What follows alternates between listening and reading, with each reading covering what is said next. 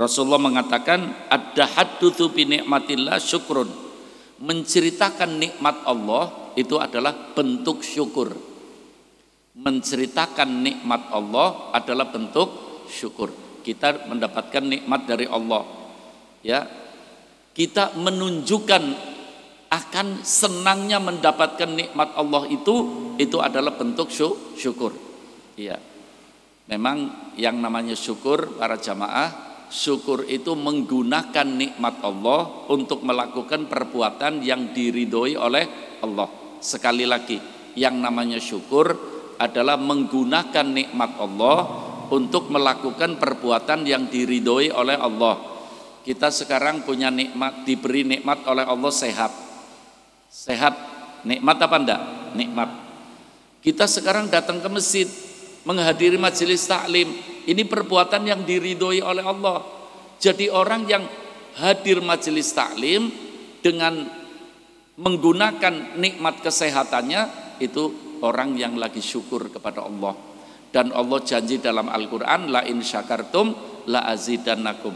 Orang yang bersyukur akan ditambah nikmat demi nikmat oleh Allah. Makanya orang yang selalu dengan kesehatannya menghadir majelis taklim, dengan kesehatannya melakukan sholat 5 waktu, dengan kesehatannya berzikir kepada Allah, dengan kesehatannya bersolawat kepada Nabi Muhammad SAW, dengan kesehatannya ya mengatur kehidupan yang membawa kebaikan dunia dan akhirat. Orang-orang seperti ini hidupnya akan barokah. Orang-orang seperti ini hidupnya akan mendapat rahmat dari Allah, bahagia dunia dan bahagia akhirat. Tidak ada orang rajin ngaji kok hidupnya sengsara, tidak ada.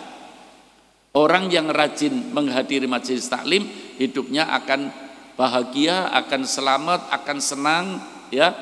Mudah-mudahan menjadi calon-calon penduduk surga. Karena itu adalah bentuk syukur kepada Allah Subhanahu wa taala. Wa tarkuha kufrun. Orang yang meninggalkan syukur itu adalah kufur. Kufur di sini artinya kufrun nikmah, mengingkari nikmat Allah. Perlu diperhatikan para jamaah. Orang kalau mendapatkan nikmat ada 2 alternatif. Orang kalau mendapatkan nikmat ada 2 alternatif. Pertama, syukur. Ini tepat. Orang dapat nikmat, syukur, tepat. Ini orang yang seperti ini akan ditambah nikmatnya demi nikmat oleh Allah Subhanahu wa taala sesuai ayat Al-Qur'an. Yang kedua, orang mendapatkan nikmat bukan syukur tapi sombong. Ini namanya kufur. Sombong. Itu akan dihancurkan oleh Allah. Ini ngomong sombong juga hati-hati para hadirin. Nanti kapan-kapan kita bicarakan ya, apa sih penyebab-penyebab kesombongan? Orang kadang-kadang mengira penyebab kesombongan itu karena harta. Bukan. Bukan itu saja. Betul, harta salah satu penyebab kesombongan. Termasuk penyebab kesombongan adalah ilmu. Orang diberi oleh Allah ilmu, lancar belajarnya, lancar dakwahnya, lancar. Lama-lama dia sombong. Wah, lihat tuh, yang ngaji sama saya banyak, di hatinya sombong. Sampai mengatakan, tuh lihat, semua sebetulnya ya, semua itu ada tulisannya. Dokter tulisannya di rumahnya, dokter fulan. Nanti ahli hukum, advokat ada tulisannya. Kita kiai harus ada tulisannya. Jadi di rumah kita ada tulisan kiai. Kemyai itu orang ngomong ya. Itu melunturkan keikhlasan. Na'udzubillah min dzalik. Apa kiai harus? Orang-orang dulu itu punya ilmu malah tidak ingin syuhrah. Ini ada kiai yang menganjurkan seperti itu. Dokter ada tulisannya, dokter. Ya advokat ada tulisannya, advokat. Ahli hukum ada. Kiai harus jangan kalah dengan mereka. Bukan masalah kalah menang ini. Jadi kembali kepada hati. Ilmunya kamu untuk apa? Untuk manfaat disampaikan pada umat, apa untuk ogah-ogahan, untuk sombong-sombongan? Ilmu bisa menjadikan sombong. Setan itu alim. Nyatanya setan gimana? Selamat apa cilaka? Hancur gara-gara apa? Sombong. Ingat ini. Ya, ilmu itu datangnya dari Allah dan ilmu bisa hilang seketika kalau Allah menghendaki. Naudzubillah. Banyak orang-orang sombong yang dicabut ilmunya.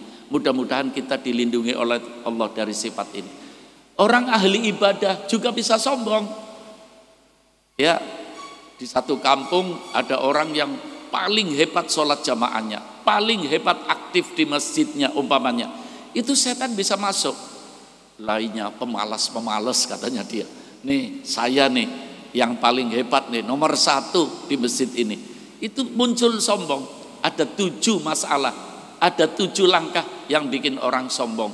Termasuk banyaknya pengikut. Ya hati-hati, barangkali jadi ustadz, jadi kiai, terus yang hadir majelis taklimnya banyak. Itu akan muncul sombong. Wah, saya pengikutnya sudah banyak. Itu muncul sombong. Na'udzubillah min dzalik. Wa man lam yashkuril qalil lam yashkuril katsir. Dari hal-hal sedikit kita merasa mendapatkan nikmat, walaupun kecil, syukuri. Sebab kata Rasulullah, orang yang tidak mensyukuri yang sedikit, dia tidak akan bisa mensyukuri yang banyak. Sedikit saja tidak disyukuri, apalagi banyak, nanti timbulnya sombong. Orang yang bisa mensyukuri yang sedikit nanti akan bisa mensyukuri yang banyak. Waman lam yashkurin nas lam yashkurillah. Orang yang tidak mensyukuri manusia, dia tidak mensyukuri Allah. Maksudnya apa? Tidak bisa menghormati orang yang memberikan sesuatu kepada kita. Ini dianjurkan oleh Rasulullah. Bukan hanya pemberian saja ya. Ada orang mengarahkan kita. Ada orang yang berjasa kepada kita. Ada orang yang menolong kita. Syukur, terima kasih sama orang itu. Orang yang tidak berterima kasih kepada manusia, itu tidak syukur kepada Allah. Tidak bisa syukur kepada Allah. Lihat dalam kenyataan kehidupan kita. Ada orang-orang sombong. Ya, yang setelah dibina, setelah dididik, setelah dibimbing, kemudian malah tidak mensyukuri nikmat ini, tidak bisa syukur pada Allah. Walaupun punya apa dia, punya media, punya tidak bisa. Sebab sesuatu itu yang menggerakkan adalah Allah. Ada orang punya pengajian tanpa banyak diumumkan, tapi yang hadir banyak. Itu al-muharrik huwallah. Yang menggerakkan hamba ini adalah Allah. Diumumkan ke sana-sana. Bila perlu digantung di angkasa pengumumannya. Ya. Tapi kalau Allah tidak menggerakkan, ya gelintiran aja. Ini perlu kita syukuri. Alhamdulillah. Mudah-mudahan Allah bisa memberikan dawam kelestarian dalam masalah ini. Wal jama'atu rahmah, wal jama'atu barokah. Perkumpulan jamaah adalah membawa barokah. Dalam hadis lain, wal jama'atu rahmah. Perkumpulan kebersamaan kita, ya, jamaah adalah membawa rahmat. Wal furqatu adab, sendiri-sendiri itu adalah satu siksaan. Di satu kampung kok orang tidak bisa berkumpul. Di satu kampung kok orang maunya sendiri-sendiri. Itu wujud azab Allah. Wujud azab Allah. Kenapa? Kalau tidak berkumpul, timbul kesenjangan. Tidak ada saling informasi. Iya, mungkin ada sesuatu ya yang sebetulnya barang-barang kita bisa tolong, kita tidak tahu karena tidak ada kebersamaan. Tidak ada keguyuban. Naam.